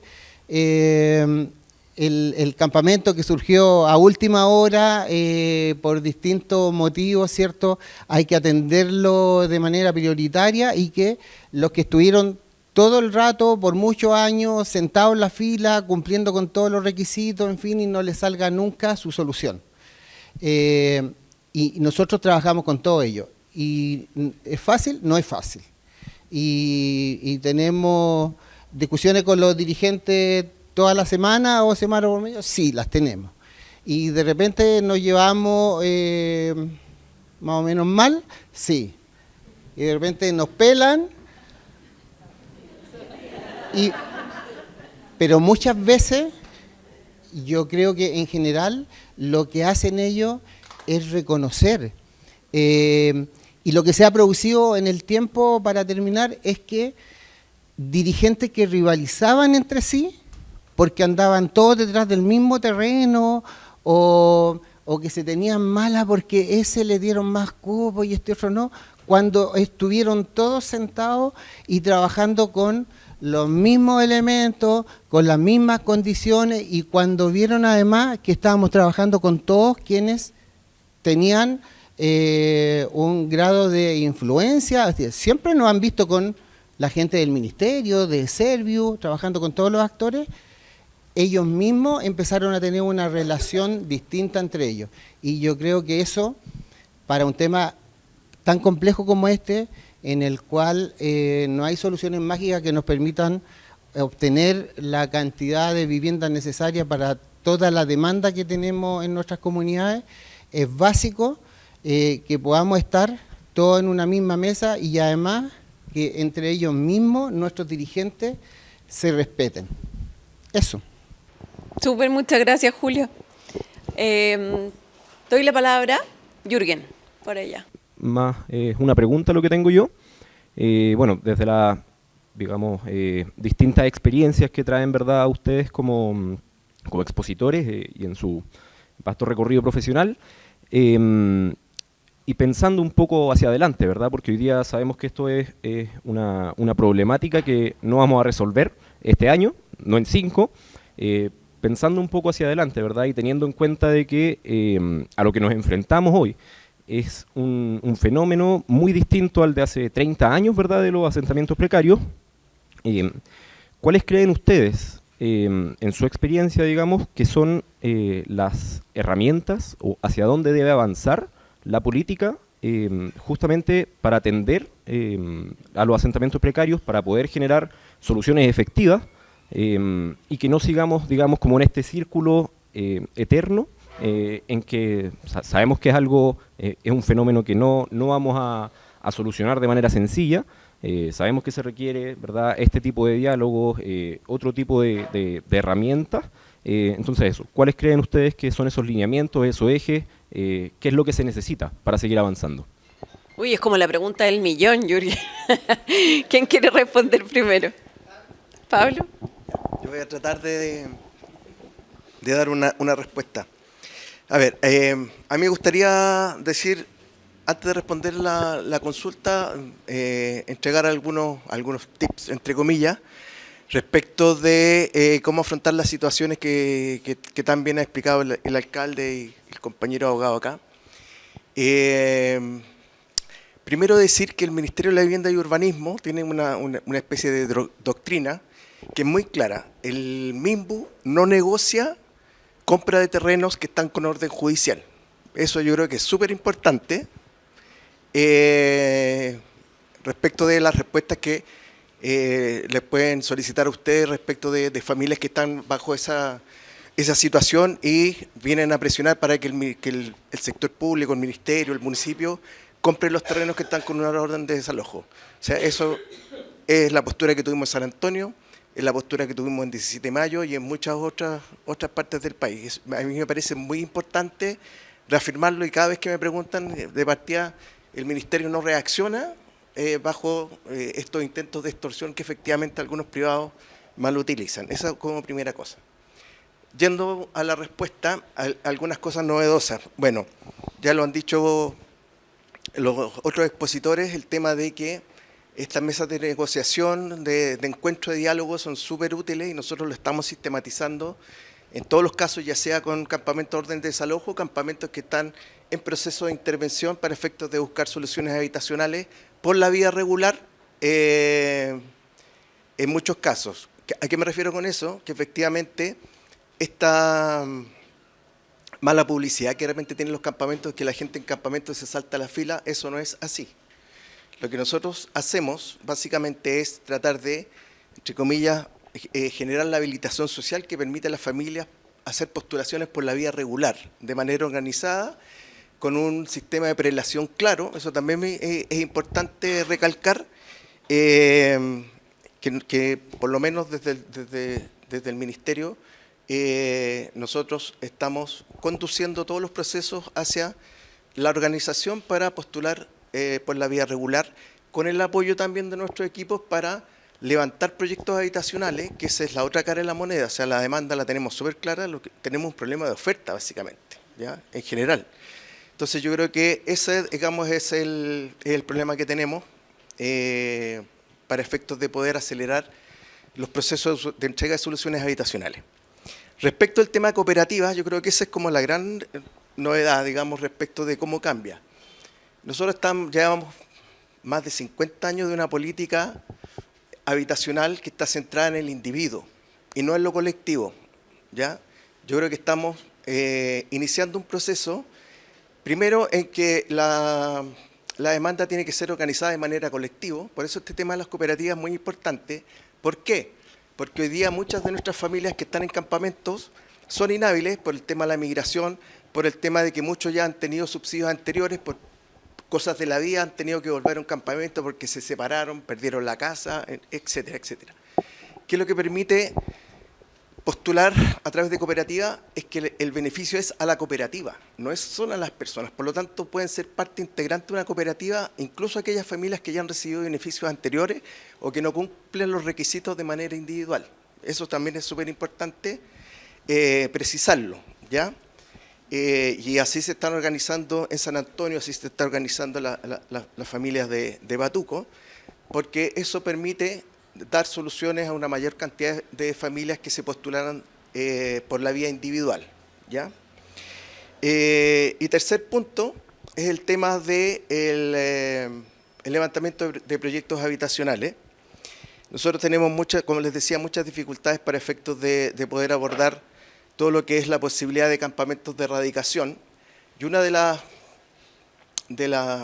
estamos explorando ciertas ideas de modificaciones de criterios, más que modificaciones a la ley, que a mí y esto ya es una opinión personal, es el tema de por qué generar un proceso judicial en el cual el propietario de este suelo no tiene un fin productivo desde el punto de vista del rol social del suelo. Es decir, ¿por qué acelerar un proceso de desalojo cuando al desalojar no va a hacer nada, absolutamente nada en el terreno? Yo creo que, como idea, propiciar algún tipo de concepto en el cual el desalojo se pueda ejecutar si es que efectivamente ese propietario tiene un anteproyecto aprobado, un negocio ni siquiera inmobiliario de productividad, para efectos de que efectivamente el daño que se le pueda causar a las familias, digamos, lo que tú decías de cuál es el alcalde, cuál es el derecho que prima, el derecho de propiedad o el derecho de la familia, yo creo que podríamos avanzar hacia ciertos criterios respecto de que el tema de la cosa, como le llaman los abogados, tiene que ver con el rol social del suelo urbano, incluso de la propiedad. Exactamente. Porque ¿qué sacamos? Que el dueño desaloje el terreno porque quiero verlo despejado para ir a pasear a mis perros. O sea, no tiene ningún sentido. Lo dejo planteado. Eso, no sé si respondo a tu pregunta. Difícil la pregunta y parto diciendo que no tengo idea de la respuesta. Pensaría que precisamente este encuentro es para al menos proponer una posible respuesta. Me pasa que socialmente vengo un poco del mundo de la psicología social. Se lo hablo también a mi equipo municipales, que muchas veces pasa esto como de la enajenación, es decir, como que la responsabilidad siempre está en el otro, ¿no? El otro es culpable del rollo, yo no. O no soy parte de esa solución. Y por eso es que hoy día se resuelve un poquito de eso, ¿no? La pregunta es, en el fondo, ¿cómo podemos avanzar en una política con soluciones más efectivas? Yo creo que si las tuvieran no estaríamos discutiendo esto. Precisamente lo estamos discutiendo porque no está. Y cuando toca administrar un cargo de poder es complejo porque al menos en nuestro país, y lo voy a llevar como a escala municipal inclusive, perdóneme, yo soy progresista, entonces voy a apelar a los que tienen más plata, tiene que ver con que en las comunas que tienen más recursos, están pensando en cosas que las otras que no tienen tanta plata no lo pueden resolver nomás, ¿no? Entonces las plazas de Los Barnechea, de Las Condes son espectaculares y inventan cosas para cómo meterle para que la plaza quede más bonita. Y qué bueno que así sea. Yo no tengo rollo con que ellos tengan, sino que el problema es que los que no tienen no pueden escalar. Me fui por otro rollo mucho más difícil, pero lo que digo es que tenemos que inventar juntos esa solución. Y cuando toca administrar la urgencia o este mismo debate es el que va posicionando el ojo de la autoridad para intentar resolver el problema. Lamentablemente funciona así porque estamos en nuestro país que todavía tiene un montón de desafíos que enfrentar. Entonces lo único que veo es que como de qué cosas, no sé cuál es lo más efectivo, pero sí creo que habría que respetar la fila. Yo ahí tenemos otra visión, porque creo que evidentemente que los asentamientos precarios ponen el ojo. Los otros que están en el otro lado, los dirigentes de los campamentos, o de los comités, tienen una sensación de que se saltan la fila, po. O sea, eso está en las comunidades, porque la autoridad pone la atención donde hay más revuelo, ¿cacha? Estoy ahí. Y diría entonces que ojalá se pueda respetar la fila, diría que las viviendas sean de calidad. Hoy día se ha avanzado un poquito en eso, pero la vivienda con termopanel, pucha que es espectacular, pues. Se entrega así más o menos, pero evidentemente que hace un cambio térmico en la vivienda, y al menos diría que una vivienda de calidad sería bueno para avanzar en una política. Pero todo esto es con plata. O sea, se requieren recursos, requiere una discusión presupuestaria en otro nivel que no estamos nosotros ahí invitados a participar de eso, pero también algunas de esas autoridades ojalá que puedan también entender o aprender de lo que ustedes saben y dominan perfectamente. Pensaría que estamos buscando esa solución, ¿no? Creería que esa es la respuesta. Al menos yo quiero ser parte de eso, ¿no? Y como me toca el tema, vengo para acá y trato. Y les felicito también a ustedes que quieran buscar esa solución para que quien sea que esté en el gobierno o todos nosotros podamos de alguna forma seguir articulándolo. Eso respondería. No sé qué, si seguimos. Sí. Sí, gracias. Me quedo primero con que, a propósito de la pregunta, el déficit habitacional no surge en esta administración. Me pasa eso más bien también porque hoy día el instrumento que nosotros tenemos, que es el Plan de Emergencia Habitacional, viene a ser para muchos quizás una puerta de entrada a algunas soluciones que antes no podíamos más bien entrar, entendiendo que las herramientas normativas nos lo impedían. Esto es un problema de arrastre que efectivamente, alcalde, trasciende las administraciones, ¿verdad? Por lo tanto, nosotros hoy día, ¿qué es lo que estamos intencionando también desde el Ministerio de Vivienda? Pensando en que claramente esta no es una problemática que se va a resolver con este plan de emergencia que termina en marzo de 2026. Nuestra idea y nuestro propósito, y ahí también creo que es una responsabilidad compartida ciudadana, es poder instalar esto en el Congreso. Que sean nuestras cámaras bajas y nuestras cámaras altas quienes decidan que la mantención y permanencia del plan de emergencia habitacional. ¿Sí? ¿Por qué? Porque eso nos ha facilitado. Nos ha podido también generar algunos atajos normativos, siempre dentro de la norma, ojo, ¿sí? Pero sí, por Dios que somos burocráticos, ¿sí? Por Dios que nos cuesta más bien ir flexibilizando, sobre todo incluso en casos muy complejos. Pero para eso tienen que haber voluntades. Y perdón que me meta en esto, pero efectivamente tienen que haber voluntades políticas, ¿sí? Por lo tanto, creo que también a nuestros propios representantes, ¿sí?, distritales de las cámaras, recordarles que el plan de emergencia no tiene un color político, ¿sí? Tiene un drama ciudadano y que va a permanecer. Y si nosotros no somos capaces como país de atenderlo, se va a perpetuar. Eso. Muy de acuerdo con todo lo planteado. A tu pregunta, yo no tengo la expertise en materia de vivienda como para entregar soluciones, pero sí puedo decir que estoy muy de acuerdo con lo que tú planteabas. De hecho, parte importante de la justificación que la Corte dio en su momento de por qué se debía salir de ahí al campamento era porque se estaba desarrollando, y ya está a puertas de inaugurarse, un polo industrial en la comuna de Cerro Navia que iba a traer, esto lo digo porque evidentemente que el apoyo que obtuvimos del municipio no era simplemente porque iba a tener un rédito personal para la dueña del terreno, sino porque ahí se estaba desarrollando un polo industrial que iba a traer beneficios para gran parte de la comuna.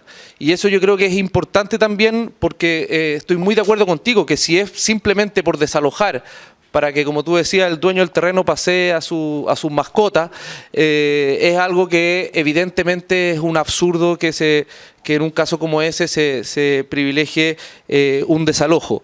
Y lo segundo, yo diría que en la experiencia que yo les conté, creo que depende demasiado, hoy día la política, las soluciones que se generan en el territorio depende demasiado de las autoridades, de cuán proactivas son las autoridades de ese territorio. Y eso es algo que finalmente termina repercutiendo en las familias, y eso es algo que también es inaceptable. Porque hay alcaldes que tienen mayor capacidades, hay alcaldes que tienen mejores contactos con el gobierno de turno, y eso finalmente hemos podido constatar que termina dándole soluciones a las familias que tienen el privilegio de tener esa autoridad en el momento adecuado, y yo creo también que en ese sentido no puede estar entregada la política pública a la proactividad exclusiva de los líderes locales de cada una de las comunas, sino que tiene que haber un ente que gestione esto de una manera más macro para evitar precisamente que se desaloje una toma en Lampa y llegue a vivir a Puente Alto. Y esas son las soluciones que, independiente de las herramientas que tengamos, se están dando hoy día. Hoy día se decide de manera local y eso evidentemente que termina generando el problema que tenemos hoy día de que siguen existiendo más y más campamentos, tal como lo señalaron del catastro de déficit cero. O de techo, no sé, de techo ya, perdón. Muchas gracias. Por acá, ahí. Oye, muchas gracias a nuestros invitados. Les tenemos ahí también un regalito que la Pauli va a traer inmediatamente, aunque los tiene ahí. Pero antes de terminar, me gustaría dedicar un pequeño espacio de palabras al cierre de nuestro director ejecutivo, Sebastián Bowen. Cierre de la mañana, cierre de este bloque. Sí, después vienen las mesas.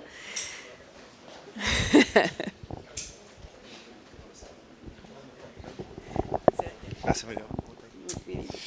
Oye, es que me invitaron a rellenar porque no han llegado los almuerzos todavía, así que un ratito nomás. No, yo solamente quería decirle algunas cosas, no tan vinculado a la conversación del panel, sino que más bien respecto de este espacio. ¿Ya? Lo primero es respecto a la red de municipios que hemos armado, ya llevamos, ¿cuánto? 2 años con esta red.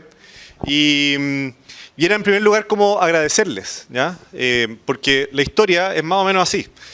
Cuando partimos con déficit cero, empezamos a armar como la idea de ayudar a ciertas autoridades locales, armar como planes de acción local, ¿ya? Es decir, levantar toda la demanda, levantar toda la posibilidad de los suelos, y eso empezamos a vincularnos con distintos municipios que nos dimos cuenta, chuta, con el interés que hay, si empezamos a hacer con cada municipio un plan local, se nos hace un poquito para nosotros muy difícil, ¿ya?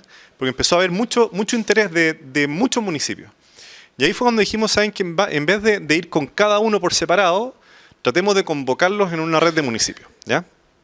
Y ahí se crea la idea de la red de municipios, por decirlo así, a partir justamente del interés que había de distintos municipios con los que íbamos conversando. Y se arma la red de municipios, y la respuesta que tuvimos durante todo el primer año fue súper positiva. De hecho, hay una pregunta organizacional, por decirlo así, que uno siempre se hace y que la recomiendo, que yo digo, es bueno para identificar los objetivos que hay, el trabajo que uno está haciendo, ¿quiénes te echarían de menos si uno deja de existir? ¿Ya? Si déficit cero deja de existir, ¿dónde lo echarían de menos, por decirlo así?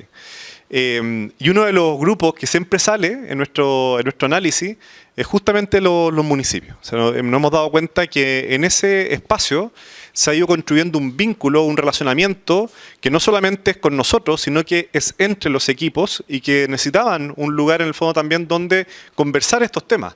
Los equipos de vivienda, los equipos justamente de asesoría urbana, los equipos de planificación, incluso en algunos casos los equipos más de IDECO.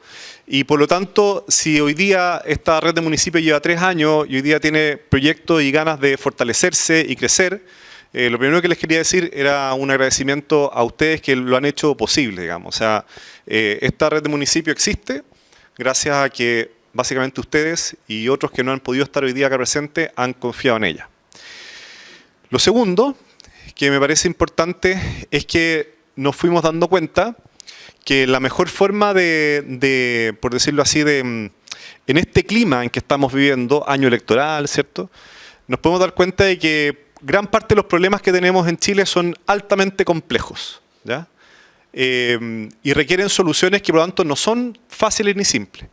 Pero es natural que en tiempos más electorales parezcan como que se solucionaran con respuestas fáciles y simples, ¿ya?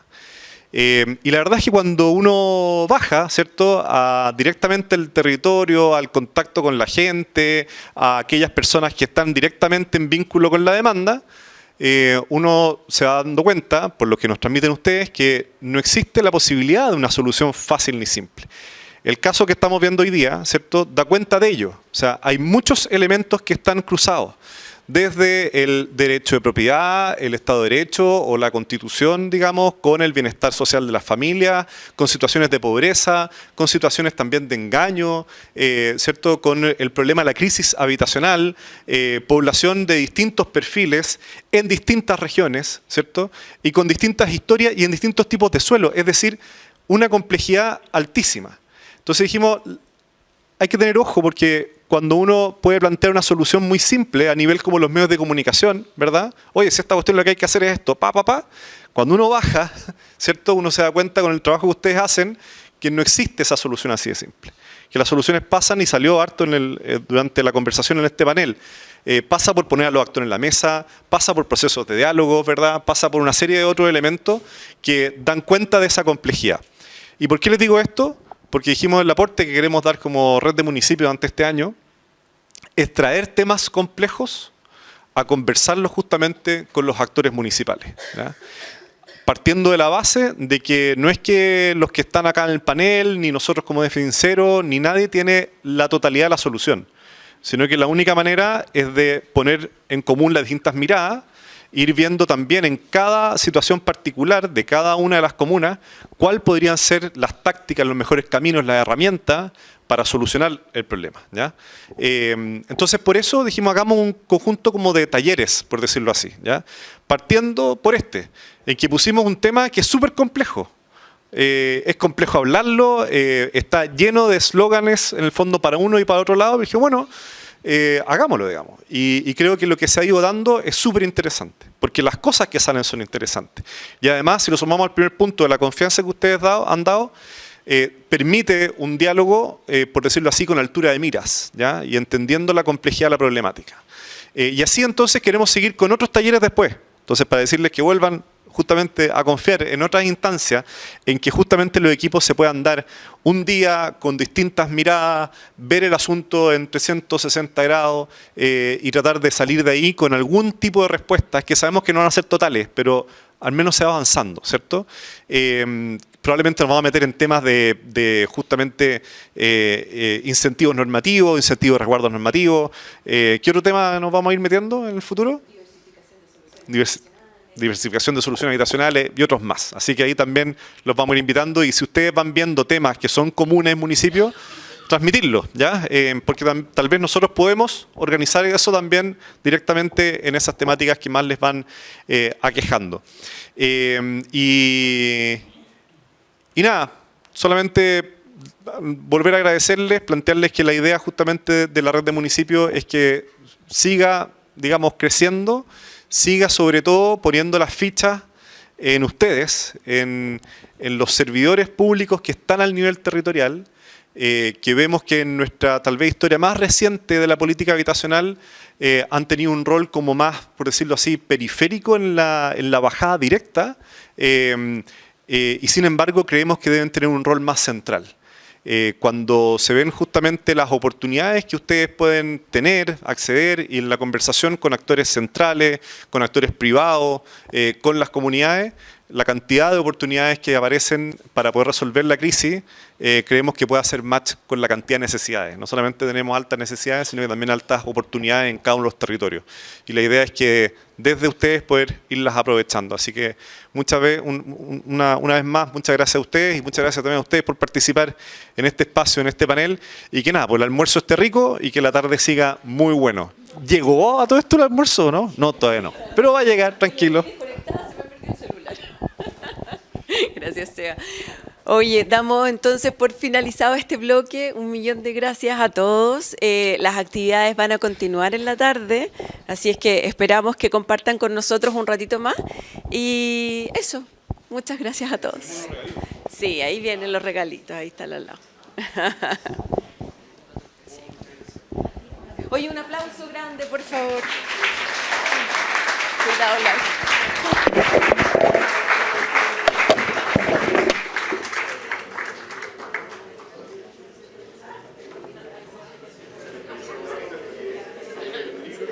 Tratamos de que el tema de la vivienda esté como en distintos lados, ¿ya? Solamente la gente es experta en vivienda. Entonces tratamos de dar mucho más de la cultura. Entonces, conseguimos los derechos de autor de uno de los autores chilenos.